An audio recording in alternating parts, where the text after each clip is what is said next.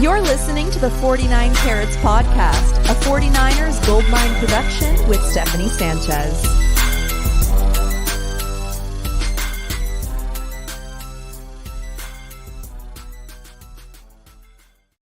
What's going on, everyone? Welcome to another edition of the 49 Carats podcast. I'm your host, Steph. It is Sunday, September 10th, our first NFL Sunday of the season. Welcome back, everyone. The 49ers just ended a convincing win on the road over the Pittsburgh Steelers, 30-7. What a way to start the season. Joining me to break down what we saw today is Rohan. How you doing today, man? Hey, week one, not only is football back, it started off with the defining win. You know, we were talking backstage right before this started. I'm going to be honest, I didn't expect this game to go as is. I thought it would be a closer game, maybe a more low-scoring game, and that the impact of Nick Bosa could swing it into the 49ers' favor. Clearly not the case. The first quarter, we'll get to it. Maybe the crispest football I've seen from a Kyle Shanahan-led team for a specific quarter, and it came in week one. That's a good sign, and just glad that football's back as well. Yeah, I was definitely expecting a shakier start to the season just because we know how good the Steelers defense is. And we saw TJ Watt pretty much go off in this one. But outside of that, I think the 49ers did what they needed to do in this one. We did not see Patrick Peterson get a Brock Purdy interception after all. So Brock Purdy saying earlier in the week, we'll see, in response to Patrick Peterson's comments, I think, held pretty true in this one. George Kittle, Mooney Ward were active today, so no surprise in actives. The 49ers were pretty much healthy. And as far as I noticed, I don't think anyone really had any injuries on the 49ers side of things. Trent Williams had that little scary, holding onto his chest, his ribs there. I think he just needed a breather, maybe had the wind knocked out of him. But I want to say the 49ers probably ended this one healthy too, which is another win in itself. But Rohan, let's talk about the defense today. Nick Bosa being, of course, the main talk of most of the week. Jay Glazer said pregame that he would get about 30 to 40 snaps in this one. And I think Bosa played just a little over 30 snaps out of before the game ended, it was 57 snaps, but maybe a little over that at that point. Bosa had 2 tackles today, drew a holding penalty. So not much. It was a quieter day, but I think his impact, we knew he was going to have impact in this game, and I think it helped other guys out. Drake Jackson, for example, 3 sacks on the day, including one of them, late in the fourth quarter. I have to imagine that at least some of that was opened up by Nick Bosa and his presence. No, definitely. And when you talk about Nick Bosa, it felt, at least in the first half, that he was playing more than you'd expect because the 49ers defense was so dominant that they were consistently getting 3 and out. So Nick Bosa only played 15, 20 snaps prior to that final drive, going into the half. That was a really sound performance offensively. And you start to see a glimpse of what this 49ers defensive line can be.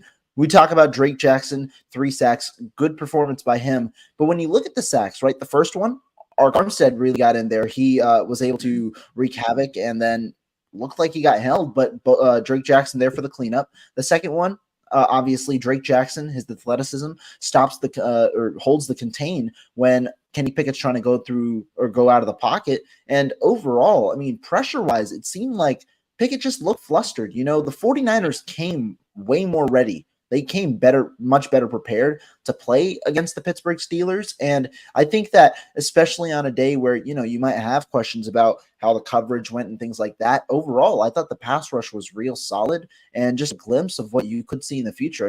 4 sacks, one of them came from, 5 sacks. One of them came, though, from Kerry Hyder, who beat the first team offensive line as well for a sack, and that was a clean sack. Real solid performance for the 49ers and their defense here in week one. Yeah, impressive. And it took the Steelers a long time to get their first down in this game. A little before the first half is when they got theirs. So, yeah, to your point, the defense, played the type of game that you needed them to have. And I thought the defensive line did a good job defending against the run and making Pickett uncomfortable. And again, especially in the first half, the Steelers finished with 239 yards. But there was a very funny graphic that Fox showed for a bit there, where at one point the Steelers had one singular net yard and the 49ers had 199. That's worth framing for week one. And that pretty much just tells the story of how this game went and how the 49ers were able to, pretty much out of the gate say, this is our game and you better catch up. And the Steelers, of course, weren't able to do that. So, staying on the defense, the secondary, I think, did answer some questions for us regarding, who would be in on nickel downs. Mooney Ward, who, of course, like I mentioned, was healthy for this one, was on the outside, as well as Ambry Thomas, and they had Deommodore Lenoir in at nickel. I didn't pay too much attention to, the coverage so much in this one. I'll have to pay attention to that watching it back. But I thought Thomas probably fared okay, because there was a number of times that Pickett couldn't find anyone open, especially in that first half. Lenoir, responsible for 2 flags on that drive before the half where the Steelers were able to get their lone score of the game. At least one of them were, probably a little ticky-tacky, but it did help the Steelers stay on the field and sneak in those points before the half. No, definitely. And I mean, when you talk about coverage and things like that, I think a lot of it, when you go back and look at the film, we'll definitely go ahead and look at that later tomorrow, but you'll see a lot of it was off coverage, either in that zone responsibility or when the field guys playing off coverage. You'll see that's where, Pickett tried to target a little more and got a little more rhythm in the second half. Still, it only resulted in 7 points, and the Steelers really only had one true drive where they were driving down the field in the second half, where they ended up turning it over on downs. You had one, I believe, in the red zone that they started off. It was after the Brock Purdy fumble, and then the second one they drove close towards the end of the game. They got down on a long drive, and then unfortunately could not convert either. So the 49ers, their defense held up. And when you look at it overall, the point of this entire construction of this team is that if one side's not having the game that you wanted, you expect it to have, you have the pass rush. Let's say the courage is not doing as well, you have the pass rush there to kind of step things up, and vice versa. And I think especially when you look back in the first half, when you have the combination of how it worked out, I think this is the best 49ers defense that you can get out there, where you have really all 3 avenues of the defense, the front line, the linebackers, and the secondary all clicking. And I mean, you saw that with the interceptions, you saw that with the sacks, you saw that even on plays where Pickett was holding onto the ball a little longer, that, the coverage was able to hold up. I mean, it was a real stat performance all around for the 49ers defense, and a dominant win. Yeah, Lenoir, 10 tackles, and as we saw, Charvarius Ward, 3 tackles, but he also had that interception early in the game. So yeah, this secondary played well, and that was kind of as expected too, right? Because, I mean, yeah, we weren't really sure what this defense was going to look like with Steve Wilks. I would say the secondary so far looked maybe a little bit better than they did last year, and that's really good for this defense. That's going to help the defensive line. The defensive line is also going to help, the secondary look better as well. And how about these 49ers linebackers, man? They look the exact same as last year, maybe even faster, if that's even possible. Fred Warner had that tipped pass that Hufanga took for an interception and tried to lob back to Gibson. That was a pretty funny sequence there. But I thought that play was pretty interesting, because you can hear Pickett alert before that play happened, 5-4, 5-4. And I'm like, okay, they're probably going to try to target Fred Warner here. And most times when you have a linebacker going up against a wide receiver, you like that matchup, 10 times out of 10 times. But Fred Warner is a different kind of beast, and he went up the seam with number 83 there. And of course, he was able to tip that pass. So I thought that was a really cool play to see how that played out. Fred Warner finished with 8 tackles and that, deflected pass. Green lost 6 tackles. They both had a tackle for loss. And I'm going to just throw Hufanga in here as well. Not a linebacker, but he plays like one a lot of the times, and he's everywhere too. He had a tackle for loss and 1 pass defended. So yeah, these guys just look fast getting to the ball, and they were suffocating the Steelers offense. Oh, you're on mute, Rohan. Sorry. Right now, we're just, I was saying I agree. And right now, we're just getting a report on the only injury for the 49ers. Ambry Thomas was in the concussion protocol, hence why he did not play in that second half for a majority. He was cleared, so he did not sustain a concussion. 49ers are going into or out of week one fully healthy, nothing on Trent Williams. And then I know I saw a comment on Mitch Wisnowski. It seemed like he might have pulled something after a punt, but nothing there either.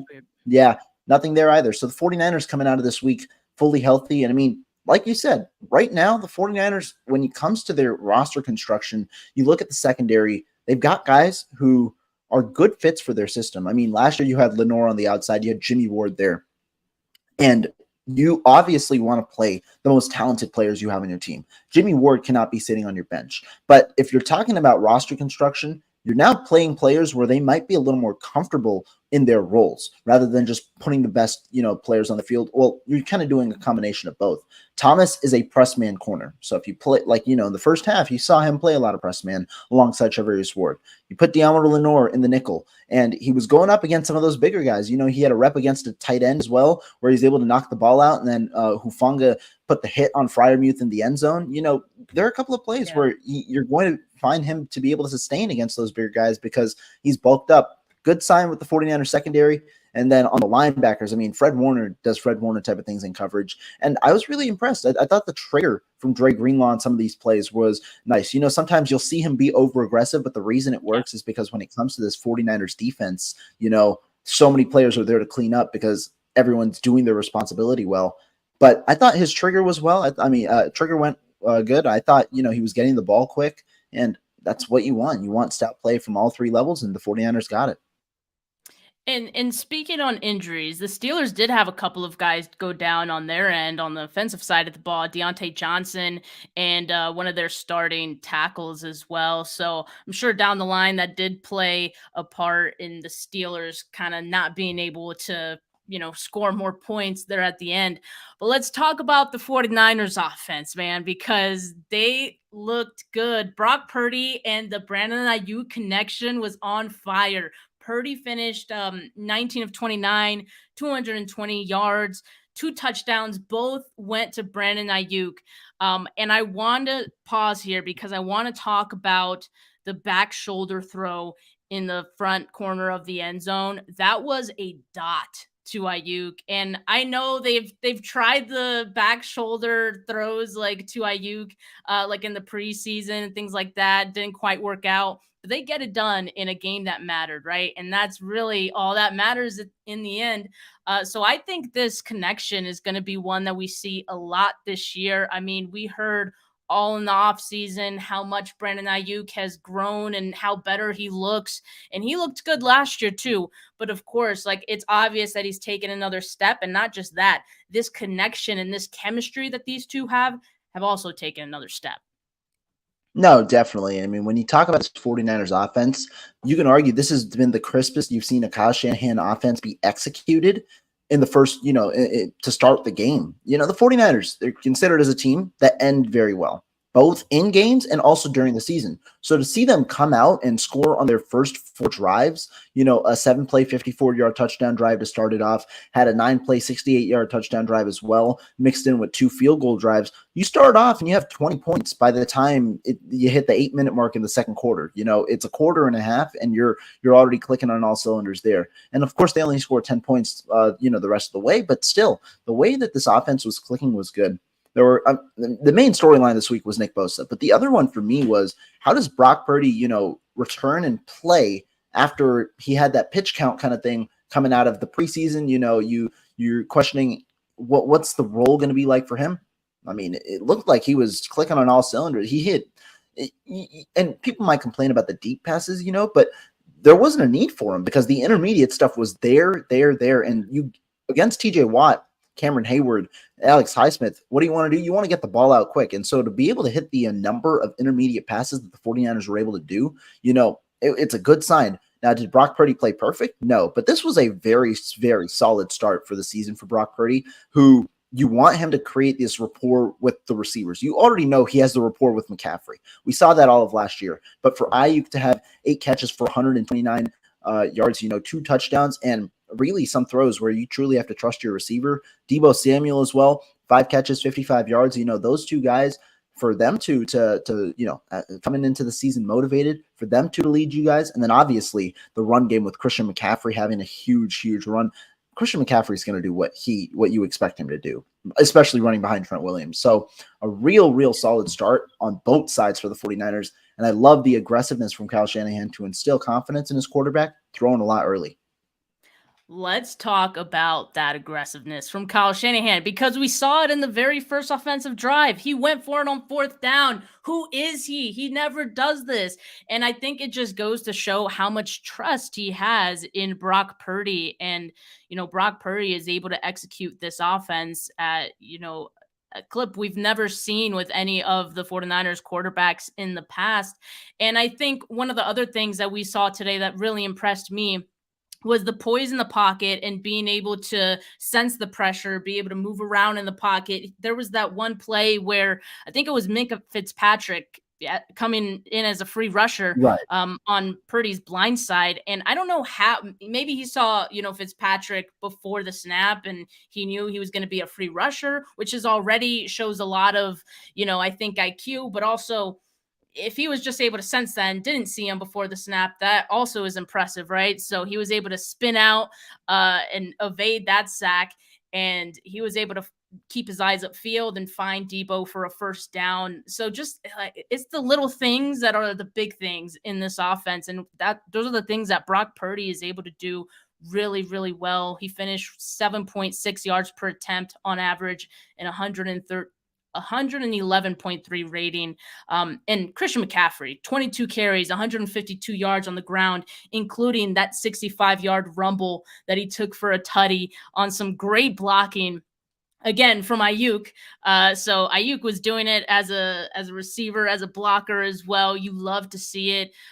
So props to those guys. But I think the thing with Christian McCaffrey that, you can say in literally every game, the defense knows how big of a part he is and how the 49ers want to feature him. All I heard from Tomlin and Terrell Austin this week was how much of an emphasis they were going to put on stopping McCaffrey, and it was going to be a team effort and all this. I thought they were going to sell out to stop McCaffrey, and maybe they did. Maybe they tried. But the point is, easier said than done. I mean, McCaffrey makes it look easy for this offense, and it's just such a great thing to have, because especially when, the 49ers were able to score a lot. They did a lot of throwing in the first half. They got up 20-0. But I think McCaffrey is kind of what was able to seal this win for them in the end. No, I think so too. And I mean, when you talk about the way that the 49ers also just executed overall, I mean, the offensive line, right? That was going to be the number one question kind of offensively. But it requires trust from Kyle Shanahan to drop back the way that he did. I liked it. No, at least from what I saw, no 7-step drops. That's the one thing I was like, please, Kyle, let's cut that out. But the way that they operate the quick game, when people hear quick game, they're thinking, check down, short passes, things like that. The 49ers quick game is different. It's just motion, getting these guys on crossing routes, getting these guys over the middle. And I liked Purdy in his ability to continue to hit those tight windows. You question, will he return to, some turnover worthy plays? Will that kind of portion of Purdy stand out? No, I mean, he had maybe what was it? I think 28 dropbacks or so. And you could maybe only or 29, and you can only make an argument for one of them. And that was just Patrick Peterson just, putting Purdy probably shouldn't have made that throw, but I didn't really think that also that one was going to get intercepted either. So overall, I mean, I liked what I saw from Purdy for sure. Room for improvement, but a very, very solid start to year 2. And I mean, games like this show that while you could have reservations about what Purdy ends up being ultimately, there's still room for improvement after the rookie season. let's talk about those rooms for improvement. Like, obviously, this was a great win. We're really happy about it. And I don't want to make it sound like this is us complaining, but you know damn well Kyle Shanahan looks at, everything that happened in this game and is going to find some things that they could improve on. So this isn't complaining. This is just some things that, I noticed. Probably more so in the first half. I did notice that they had to call some timeouts when the play clock was coming down, and getting plays in on time. I'm sure that'll improve as the season progresses. It is only week 1, so some of those things just happen at the start of the season. Clean up some penalties. That too, sometimes you could just attribute it to being the start of the season. The offensive line, like I thought for the most part, the offensive line did well. Colton McKivitz, we knew that TJ Watt was going to be a handful, and Watt finished 5 tackles, 5 quarterback hits, 3 sacks, 2 forced fumbles, one that, they were able to recover. So he was a menace. And I think we expected that. And I told a lot of fans, don't judge Colton McKivitz and him as a player based on this performance alone, because even a good tackle would struggle against TJ Watt, right? So I think that's what we saw in this one. Sure, it's going to be something that I'll keep an eye on, I think, going into next week, but I don't think I'm pressing the panic button on Colton McKivitz. What about you?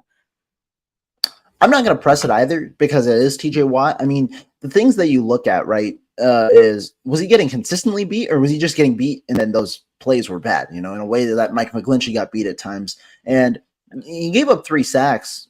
But if you think of it this way, like when a player gives up 3 pressures, you certainly are alarmed, but you're not as alarmed. But then again, if those 3 pressures go to 3 sacks and then 2 of them result in the ball coming out for the quarterback, that's the thing.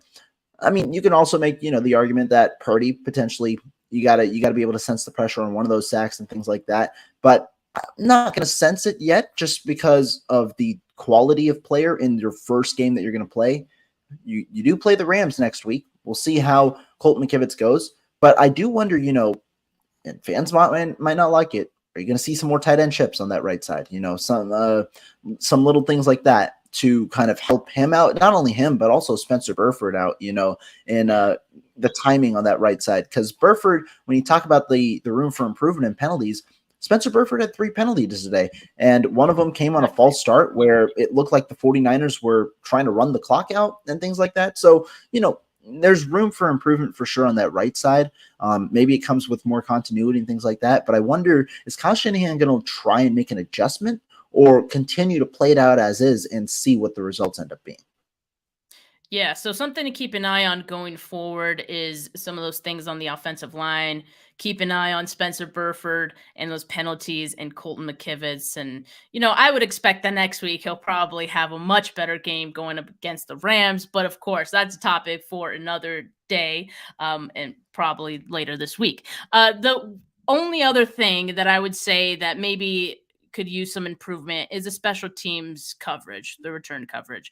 I think it improved in the second half because Wisnowski, who looked good today, he avoided kicking to Calvin Austin. But there was a couple of returns from Austin in the first half that I was like, "Ooh, man, he could have probably taken that one to the house if there was another missed tackle or something there." So maybe that's the only thing I would keep an eye on too, because that was something we saw in the preseason as well. So that could potentially be a trend. Now, if the offense and the defense continue to play like this, it might not even really ever matter, but, just something to keep an eye on. But Rohan, Jake Moody, 3 of 3 today.